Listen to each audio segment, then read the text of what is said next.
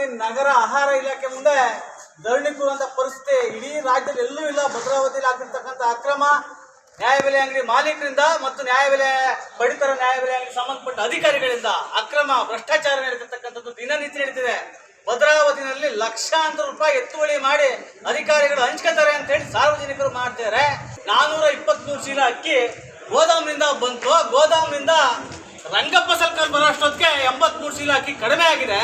ಕಳೆದ 1.5 ವರ್ಷಗಳಿಂದ ಅನೇಕ ಹೋರಾಟಗಳನ್ನ, ಮನವಿಗಳನ್ನ ಹಿಂದೆ ಇದ್ದ ಹೇಳಿ ಅವ್ರಿಗೆ ಗಮನ ತಗೊಂಡು ಎಲ್ಲ ಮಾಡಿದ್ರು ಕೂಡ ಯಾವುದೂ ಪ್ರಯೋಜನ ಆಗಿಲ್ಲ. ಅದರಿಂದ ನಮ್ಮ ವಿಚಾರ ಏನಂತಂದ್ರೆ ಭದ್ರಾವತಿ ತಾಲೂಕಿನಲ್ಲಿ ಬಹಳಷ್ಟು ಹೋರಾಟಗಳು ಹತ್ತಿಕ್ಕುವಂತ ಕೆಲಸ ನಡೀತಿದೆ. ಯಾಕಂತಂದ್ರೆ ಹೋರಾಟಗಾರರಿಗೆ ಮನ್ನಣೆ ಇಲ್ಲ, ಜೊತೆಗೆ ಅಧಿಕಾರಿಗಳು ದಿವ್ಯ ಮೌನ ವಹಿಸತಕ್ಕಂಥದ್ದು, ಭ್ರಷ್ಟಾಚಾರದ ಹಣದಲ್ಲಿ ತಿಂದು ತೇಗಿ ನ್ಯಾಯಬೆಲೆ ಅಂಗಡಿ ಮಾಲೀಕರ ಹಣ ಎತ್ತುವಳಿ ಮಾಡ್ಕೊಳ್ಳತಕ್ಕಂಥದ್ದು, ಅಂಗಡಿಯಿಂದ ಬರೋಷ್ಟಕ್ಕೆ ಅಕ್ಕಿಗಳನ್ನ ರೈಸ್ ಮಿಲ್ಲಿಗೆ ಮಾರಾಟ ಮಾಡ್ಕೊಳ್ಳತಕ್ಕಂಥದ್ದು ದಿನನಿತ್ಯ ನಡೀತಿದೆ. ಆದ್ರೆ ಇದನ್ನು ಕಣಿಸುವಂತದ್ದು ಯಾರು ಮಾಡ್ತಾ ಇಲ್ಲ. ಅನೇಕ ಬಾರಿ ನಾವು ಕ್ರಮ ತಗೊಳ್ಳಿ ಅಂತ ಹೇಳಿದ್ರು, AD ಇರ್ಬೋದು, ಇನ್ಸ್ಪೆಕ್ಟರ್ ಇರ್ಬೋದು, ಯಾರು ಕ್ರಮ ತಗೋತಿಲ್ಲ. ಜೊತೆಗೆ ಇವರು ಕೂಡ ಆ ನ್ಯಾಯಬೆಲೆ ಅಂಗಡಿ ಮಾಲೀಕರಿಂದ ಶಾಮೀಲಾಗಿರೋದನ್ನ ಮೇಲ್ನೋಟಕ್ಕೆ ಸಾರ್ವಜನಿಕರು ಹೇಳ್ತಾರೆ.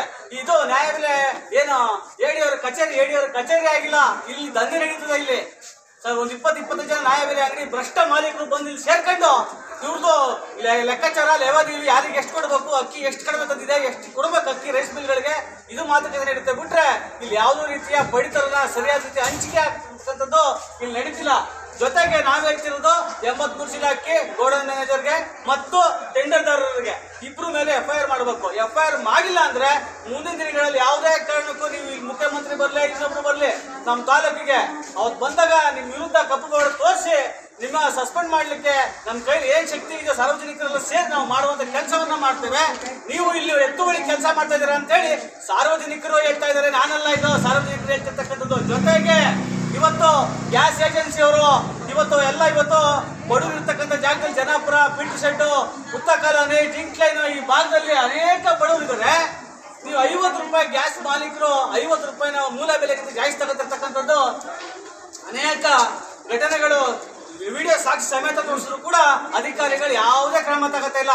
ನಾವು ಮನವಿ ಕೊಟ್ರೆ ಅವ್ರು ಕೆಳಗಡೆ ಹಾಕಿ ಕೂತಂತಾರೆ. ಮನವಿಗೆ ಬೆಲೆ ಇಲ್ಲ, ಸಾರ್ವಜನಿಕರಿಗೆ ಗೌರವ ಇಲ್ಲ, ನಿಮ್ಮ ಇಲಾಖೆಗೆ ಮನ್ಸೋ ಇಚ್ಛೆ ಬಂದಂಗೆ ಮಾಡ್ತಾ ಇದ್ದೀರಾ. ಆದ್ರಿಂದ ತಹಶೀಲ್ದಾರ್ ಅವರು ಸ್ಥಳಕ್ಕೆ ಬರಲಿ. ತಹಶೀಲ್ದಾರ್ ಸಾಹೇಬರು ಸ್ಥಳಕ್ಕೆ ಬಂದ್ಮೇಲೆ ಅವ್ರ ಮುಖಾಂತರ ನಾನು ಮನವಿಯನ್ನು ಕೊಡ್ತೇನೆ. ನಾನು ಯಾವ ಕಾರಣಕ್ಕೂ ಧರಣಿಯನ್ನು ಕ್ಲೋಸ್ ಮಾಡಲ್ಲ.